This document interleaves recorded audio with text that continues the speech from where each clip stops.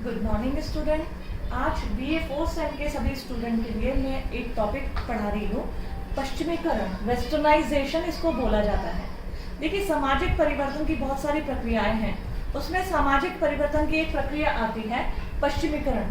जैसा कि आपको विदित है, डॉक्टर एम एन श्रीनिवास ने social change in modern India अपनी एक किताब लिखी थी। उसमें आपने सामाजिक परिवर्तन की बहुत सी प्रक्रियाओं से आत्मसात कराया था। पश्चिमीकरण क्या है? देखिए, एम एन श्रीनिवास ने पश्चिमीकरण की प्रक्रिया के बारे में बताया है कि पश्चिमीकरण सामाजिक परिवर्तन की वह प्रक्रिया है जिसमें पश्चिमी देशों के सांस्कृतिक परिणाम के फलस्वरूप, संपर्क के फलस्वरूप, कहने का मतलब है खास तौर पर उन्होंने कहा है ग्रेट ब्रिटेन, जब भारतीय संस्कृति और समाज का जब पश्चिमी देशों के संपर्क में आई, भारतीय संस्कृति और समाज पश्चिमी देशों के संपर्क में आने के फलस्वरूप जो परिवर्तन हुए, उन्हें पश्चिमीकरण की संज्ञा दी गई, उन्हें पश्चिमीकरण कहा गया। एम एन श्रीनिवास ने पश्चिमीकरण को परिभाषित करते हुए कहा भी है कि पश्चिमीकरण सामाजिक परिवर्तन की वह सामाजिक सांस्कृतिक परिवर्तन की वह प्रक्रिया है जो 150 वर्षों के अमेरिकी जो हमारे अंग्रेजी शासनकाल के, जो हमारा अंग्रेजों का शासनकाल था जब भारत स्वतंत्र नहीं हुआ था, अंग्रेजों ने जो भारत पर शासन किया था 19वीं और 20वीं शताब्दी में, उसके फलस्वरूप भारतीय समाज पर जो प्रभाव पड़े उसे उन्होंने पश्चिमीकरण की प्रक्रिया बताया था।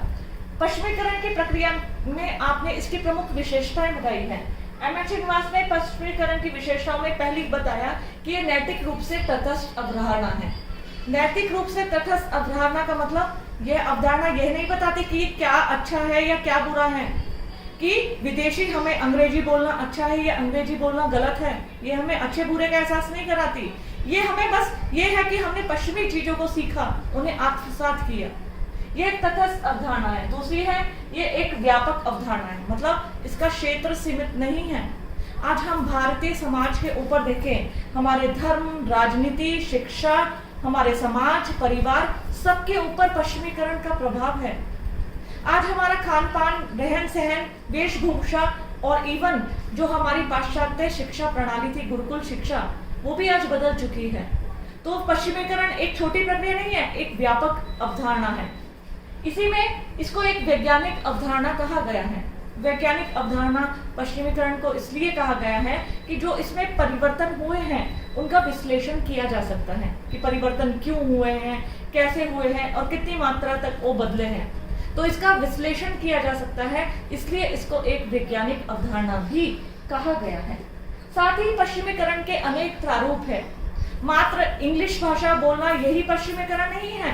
प्याले से चाय पीना, चेयर पर बैठना, तकनीकी शिक्षा, मूल्य, विचार, राजनीति, आर्थिक, सभी के ऊपर जब पश्चिमी देशों का प्रभाव पड़ा तो उसे पश्चिमीकरण कहा गया। इसलिए कहा गया है कि पश्चिमीकरण के अनेक प्रारूप हैं। और साथ ही साथ सिर्फ अंग्रेजी का नहीं, रूस, ब्रिटेन, अमेरिका, सबका प्रभाव पड़ा, इसलिए इसको एक या अनेक प्रारूप बताए गए हैं।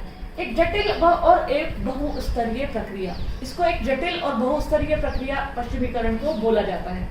वो इसलिए बोला जाता है जटिल और बहुस्तरीय प्रक्रिया कि पश्चिमीकरण का हर व्यक्ति के ऊपर समान प्रभाव नहीं पड़ता। मैंने पश्चिमी पोशाक को पहन लिया, ठीक है, पश्चिमी भाषा को सीख लिया, तो मेरे ऊपर भाषा उसका प्रभाव पड़ा है। जरूरी नहीं है जितना मेरे ऊपर पड़ा है तो दूसरे व्यक्ति या परिवार के ऊपर भी उतना ही पड़ा हो।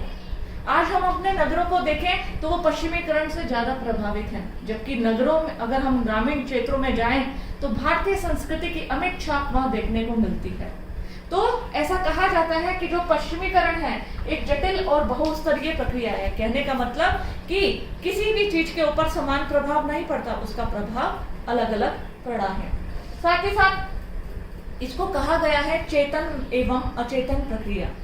चेतन और अचेतन प्रक्रिया इसको कहा गया है, इसलिए कहीं ना कहीं संस्कृतिकरण की प्रक्रिया में भौतिक और अभौतिक संस्कृति दोनों के पक्षों का प्रभाव भारतीय समाज पर पड़ा है।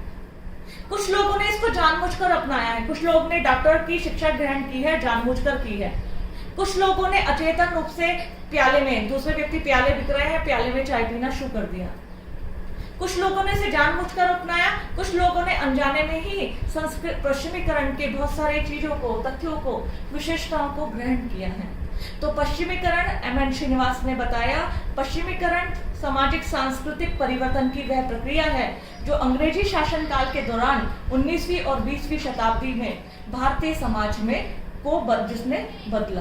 तो इस प्रक्रिया, परिवर्तन की इस प्रक्रिया को पश्चिमीकरण की प्रक्रिया कहा गया है।